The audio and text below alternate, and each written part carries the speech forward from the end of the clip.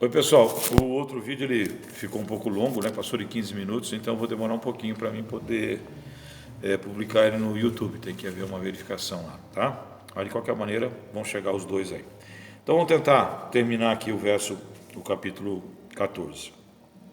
Do verso 31 em diante nós temos aqui, os espíritos dos profetas estão sujeitos aos próprios profetas. Ao 33. Porque Deus não é Deus de confusão e sim de paz. É aquilo que eu disse. Não é o Espírito Santo que está trabalhando? Deus se manifesta que jeito, queridos? É em balbúrdia, é em barulho? E eu não quero que você compreenda isso que eu estou dizendo como uma referência aos cultos pentecostais. Não. Porque eles gostam de cantar em altos decibéis, eles gostam de glorificar a Deus em altos decibéis, né? Uma coisa que talvez isso aqui pudesse trazer um questionamento, mas isso é um problema deles, é que falam todos ao mesmo tempo quando estão orando. Nós, as igrejas, vamos dizer assim, mais tradicionais, temos um posicionamento de que a oração, nós temos que estar em concordância. Então, para você concordar e estar no mesmo ponto, no mesmo foco com Deus, você está ouvindo aquele que está orando, né? Quando nós levantamos um clamor, existe um assunto específico ali, por exemplo, alguém está ali entre a morte, nós temos que pedir pela vida deles. Então, quando a gente fala clamor, todo mundo ora porque o objetivo é aquele, é um só. Mas as orações mais generalizadas, que você tenha talvez até um objetivo, mas você vai colocar diante de Deus outras coisas, o ideal, isso na visão do pastor Marcelo, da doutrina batista e de outras históricas que nós chamamos, é que haja uma concordância. Então, eu estou orando e o outro está lhe dizendo, aleluia, amém, glória a Deus. Isso, para mim, eu não vejo problema nenhum, até eu.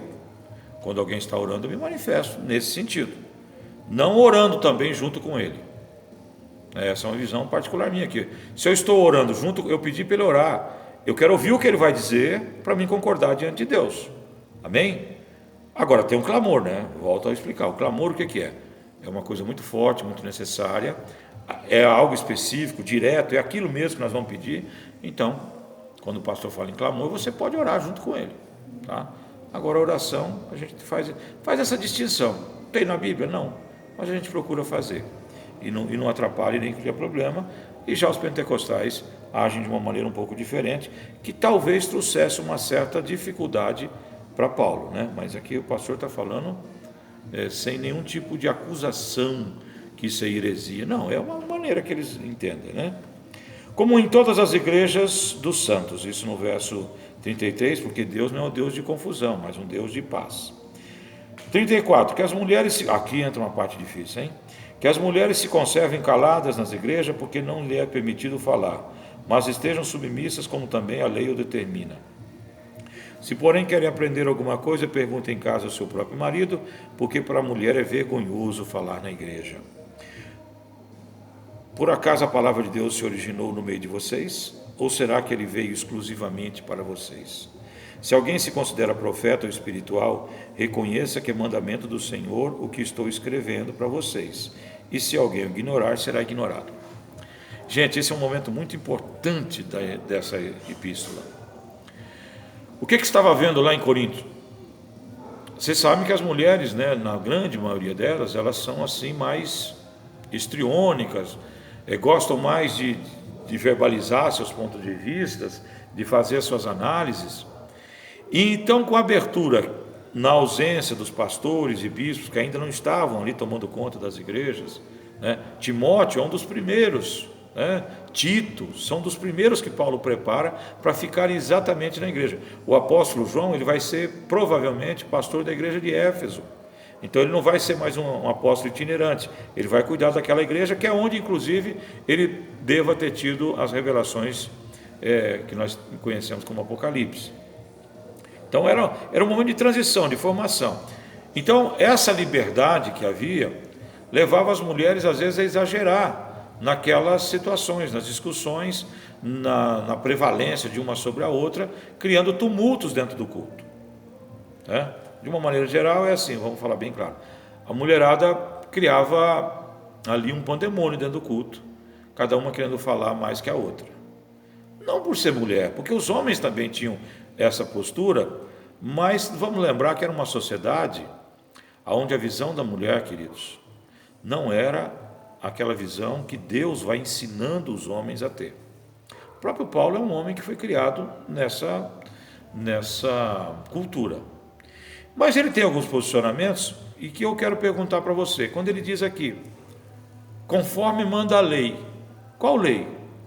A do judaísmo e de outras religiões, de pessoas que estavam se convertendo. A mulher, ela não participava dos rituais. Em alguns lugares os gregos tinham as sacerdotisas, mas as ministrações de palavra e tudo mais era dado por um homem. Então nós temos que compreender que era um ambiente de uma cultura em que a mulher ela não tinha participação. E quando ele fala da lei, ele está falando da lei judaica. Agora eu pergunto para vocês, existe alguma lei aqui no Brasil, existe alguma prática dentro da doutrina batista que vocês pertencem, que a Betânia não possa ministrar uma devocional, que a Fran não possa fazer a abertura de um culto, que a Adelaide não possa dar aula para crianças ou para adultos? Não existe. A nossa cultura, passados 2000 anos, ela tem um posicionamento nesse aspecto totalmente diferente daquele. Agora, nós temos um complicador nesse ponto, que é quando Paulo diz assim, olha, meus irmãos, se alguém se considera profeta ou espiritual, reconheça que é mandamento do Senhor o que estou escrevendo para vocês. Então, era um mandamento. E qual que é a interpretação nós teólogos, dirigentes da igreja moderna? Que esse aspecto se encaixava naquela necessidade, naquele contexto histórico. É assim que nós enfrentamos essa realidade, compreendendo que o que Paulo estava falando era pertinente, era do Espírito e se aplicava àquele momento. Hoje nós temos esse tipo de problema? Não temos. Temos mulheres que envergonham o Evangelho, por exemplo, Valnice Milhomens, uma mulher que chegou, uma batista inclusive, que chegou como uma estrela fulgurante nos anos 90 dentro do Ministério Evangélico Brasileiro. Mas caiu de um jeito, não em moralidade. Ela se perdeu teologicamente de uma maneira tão estúpida que ela começou a judaizar o povo que estava com ela. Totalmente contrário àquilo que Paulo queria, né?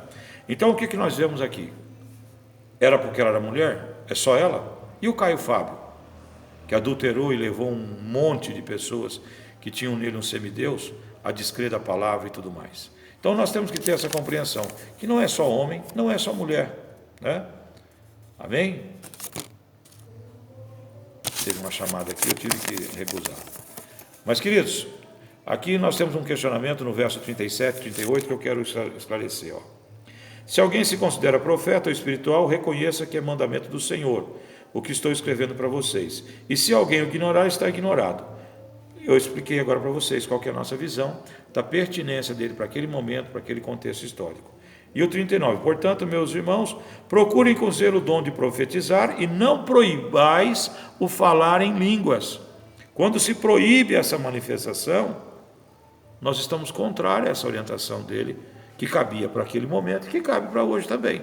Esse aqui não tem uma questão contextual, não depende de legislação, de lei, de país nenhum. Isso aqui é uma informação que ele traz para o culto. E dentro do culto, ele pede que tudo seja feito com decência e ordem. Ou seja, pode orar em línguas? Pode, desde que tenha intérprete. Podemos salmodiar com salmos e hinos espirituais? Podemos. Se for da ação do Espírito Santo, podemos. Se não for da tua vontade de aparecer, podemos. Podemos, então, alguém se levantar e entregar uma profecia sobre a vida especial de uma outra pessoa? Pode, desde que seja no Espírito Santo. Por que nós, batistas, nos guardamos um pouco mais sobre isso? Porque acontece, queridos, a abertura dos revelamentos, não as revelações. Então, qual a orientação que o pastor fala? Pastor, é um homem que trafega dentro do reconhecimento de que cada uma das denominações, ela atende à necessidade de cada uma das pessoas. Algumas se sentem melhor na Assembleia, outros se sentem melhor na Batista, outros se sentem melhor na Luterana, outros se sentem melhor na Presbiteriana, porque o conjunto de doutrinas ali, da parte humana, satisfazem mais, ou interpretações de assuntos que não são heréticos, que podemos ter divergência, como por exemplo a ação do Espírito Santo e o dom de línguas entre nós assembleianos e entre os assembleianos e nós batistas, não tem problema nenhum. Isso pode acontecer. Agora, o que nós não podemos deixar é não permitir que a ação do Espírito Santo seja manifesta. Então o pastor orienta o seguinte: pastor, eu recebi uma palavra sobre o irmão Juquinha. Chama o irmão Juquinha, ora com ele e entrega a palavra. Ah, pastor, eu entreguei uma mensagem, eu tenho um testemunho para a igreja e eu tenho uma mensagem profética para a igreja. Senta com o pastor, ministra aquilo diante de Deus, orem, e o Espírito Santo vai colocar vocês dois em sintonia, e então você irá para a frente da igreja orar. Se a revelação tua encaixa com a Bíblia. Se não encaixar, o pastor vai ter a sabedoria de pedir para você orar mais, ler mais e ver o que é teu e o que é do Espírito Santo e saber separar. Tá certo? Mas não proibais. E aquilo ali não é só para o dom de línguas, não. É para todos os dons. Quais os dons? Eu falo para você. Faz uma pesquisa no capítulo 12 e eu quero ver quem é que vai me trazer. Sem usar o Google, viu? Sem usar o Google. Vai no 12 e tenta você achar quais são os dons. Beleza? É isso aí. Um abraço para vocês. E o capítulo 14 está encerrado. Capítulo 15, eu só vou almoçar e aí vou terminar. Tá bom? Um abraço, queridos. Nosso plantão aqui tem mais 10 minutos e encerrando, eu vou para minha casa e mais tarde eu gravo o resumo do capítulo 15. Ok? Um abraço.